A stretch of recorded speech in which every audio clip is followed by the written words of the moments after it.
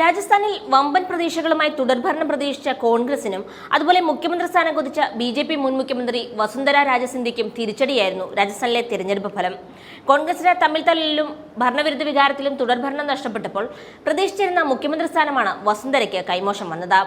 അമിത്ഷായും നരേന്ദ്രമോദിയും ഉണ്ടാക്കിയെടുത്ത കേന്ദ്രീകൃത ഏകപക്ഷീയ പാർട്ടി രീതികളോട് പൊരുത്തപ്പെടാതെ നിന്നുവെന്നതായിരുന്നു വസുന്ധര രാജെ സിന്ധ്യ തഴയപ്പെടാനുള്ള കാരണം. മുഖ്യമന്ത്രി സ്ഥാനം തരാതെ തഴയപ്പെട്ടതിനു ശേഷം രാജസ്ഥാൻ ബി.ജെ.പിയിലെ തന്റെ എതിരാളികൾക്കെതിരെ വസുന്ധര രാജെ സിന്ധ്യ ഒളിഞ്ഞും തെളിഞ്ഞും അസ്ത്രങ്ങൾ തൊടുത്തിട്ടുണ്ട്. പരോക്ഷമായി സർക്കാരിന്റെ ബലഹീനതകൾ തുറന്നുകാട്ടാനും വസുന്ധര മടിച്ചിട്ടില്ല.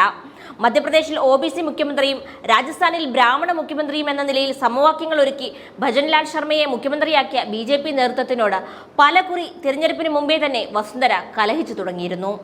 രാജസ്ഥാനിലെ ബി.ജെ.പി സർക്കാരിനെതിരായ വസുന്ധരയുടെ ഏറ്റവും രൂക്ഷമായ ആക്രമണമാണ് ജാൽവാറിൽ വെള്ളം സംബന്ധിച്ച് നടത്തിയ പരാമർശങ്ങൾ. ജാൽവാർ ജില്ലയിലെ കുടിവെള്ള പ്രതിസന്ധിയെ തുടർന്ന് ഉദ്യോഗസ്ഥരെ നിലയ്ക്ക് നിർത്തണമെന്ന രാജസ്ഥാൻ ബി.ജെ.പിയുടെ നേതാവും മുൻ മുഖ്യമന്ത്രിയുമായ വസുന്ധര രാജയുടെ ശബ്ദം സംസ്ഥാന രാഷ്ട്രീയത്തെ ചൂടുപിടിപ്പിച്ചിട്ടുണ്ട്.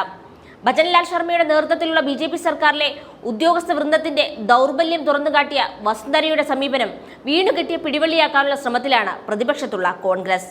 ഉദ്യോഗസ്ഥരെ വസുന്ധര വിമർശിച്ചത് സർക്കാരിന്റെ കെടുകാര്യസ്ഥത തുറന്നുകാട്ടലാണെന്ന് പറഞ്ഞ് പ്രതിപക്ഷത്തുള്ള കോൺഗ്രസ് രംഗത്തെത്തിയതോടെ കേന്ദ്ര ജലശക്തി മന്ത്രാലയം പോലും വിഷയത്തിൽ ഇടപെട്ടു.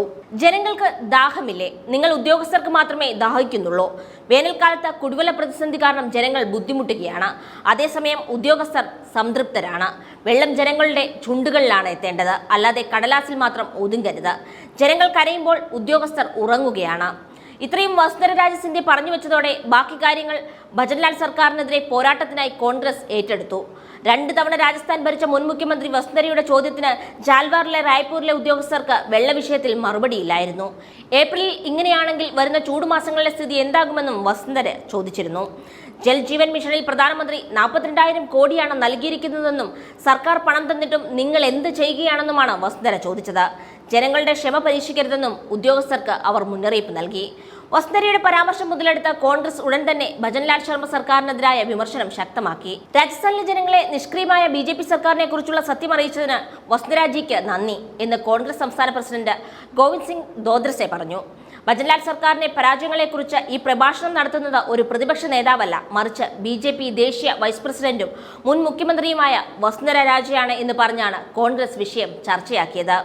രാജസ്ഥാനിലെ പ്രതിപക്ഷ നേതാവ് ടീക്കാറാമും പ്രതികരണവുമായി എത്തിയതോടെ സച്ചിൻ പൈലറ്റിന്റെയും അശോക് ഗെഹ്ലോട്ടിന്റെയും നേതൃത്വത്തിൽ പ്രതിപക്ഷത്തുള്ള കോൺഗ്രസ് ചടുലമായ രാഷ്ട്രീയ വിമർശനങ്ങളോടെ വിഷയം കൂടുതൽ ചർച്ചയാക്കി. ടീക്കാറാമിന്റെ പ്രതികരണം ഇങ്ങനെയായിരുന്നു: ബി.ജെ.പി സർക്കാരിന്റെ സത്യം തുറന്നുകാട്ടാൻ ഇതിനപ്പുറം ഇനിയൊന്നും വേണ്ട.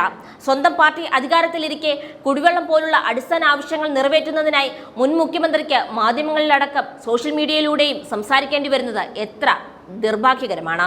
ജാൽവാർ വസുന്ധരയുടെ കോട്ടയാണ്. 3.5 പതിറ്റാണ്ടായി എം.പിയായും എം.എൽ.എയായും വിരാജിച്ച വസുന്ധരയുടെ സ്വന്തം തട്ടകമാണ് ഹഡോഡി മേഖലയിലെ ജാൽവാർ. ജാൽവാറിൽ നിന്നാണ് വസുന്ധര നിയമസഭയിലും ലോക്സഭയിലും എല്ലാം പലകുറി ജയിച്ചു കയറിയത്. തന്റെ കോട്ടയിൽ കാര്യമായ വികസനവും അടിസ്ഥാന സൗകര്യവും ഇല്ലാതെ അവഗണിക്കുന്നുവെന്ന തോന്നലാണ് വസുന്ധരയെ ചൊടിപ്പിച്ചത്. ജനുവരിയിൽ ജോധ്പൂർ സന്ദർശന വേളയിൽ തന്റെ അമ്മയും ഗോളിയോറിലെ രാജ്മാതയുമായിരുന്ന ബി.ജെ.പിയുടെ ആദ്യകാല നേതാവ് വിജയ് രാജെ സിന്ധ്യയുടെ പ്രതിമയുടെ ശോച്യാവസ്ഥ കണ്ടും രാജെ രോഷം പ്രകടിപ്പിച്ചിരുന്നു. പാർട്ടിക്കുള്ളിൽ താൻ വളർത്തിയവരുടെ കാലുമാറ്റവും വസുന്ധരയെ പ്രകോപിപ്പിച്ചു. വിശ്വസ്തയുടെ ആ പഴയ കാലഘട്ടം വ്യത്യസ്തമായിരുന്നു എന്നും ഇന്ന് നടക്കാൻ പഠിച്ച അതേ വിരൽ പിടിച്ചുവെച്ച് മുറിക്കാൻ ശ്രമിക്കുന്ന വ്യക്തികളാണ് പലരും എന്നൊരു പ്രയോഗം അവർ നടത്തിയിരുന്നു.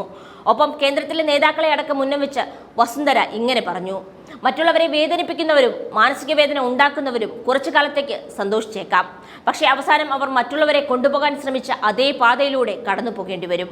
നിങ്ങൾ വിതയ്ക്കുന്നത് നിങ്ങൾ കൊയ്യും. പ്രതിപക്ഷം ഉൾപ്പെടെ വിവിധ കോണുകളിൽ നിന്നും ബി.ജെ.പിക്കുള്ളിൽ നിന്ന് പോലും ഭജൻലാൽ സർക്കാരിനെതിരെ നിരന്തരം വിമർശനങ്ങൾ ഉയർന്നിട്ടുണ്ടെങ്കിലും രാജയുടെ ജാൽവാർ പരാമർശം മറ്റെന്തിനേക്കാളും രാജസ്ഥാനിൽ ചർച്ചയായി കഴിഞ്ഞു. ശർമ്മ സർക്കാരിലെ ഉദ്യോഗസ്ഥ വൃന്ദത്തെ ലക്ഷ്യം വെച്ചാണ് വസുന്ധര അസ്ത്രം തൊടുത്തതെങ്കിലും കൊണ്ടത് ശർമ്മയ്ക്കാണ്. ഒപ്പം ഭരണപരാജയം ചൂണ്ടിക്കാട്ടാനായി പ്രതിപക്ഷം വസുന്ധരയുടെ വാക്കിൽ പിടിച്ചതോടെ സംസ്ഥാനത്ത് പ്രതിരോധത്തിലായി കേന്ദ്രത്തിന്റെ RSS മുഖ്യമന്ത്രി.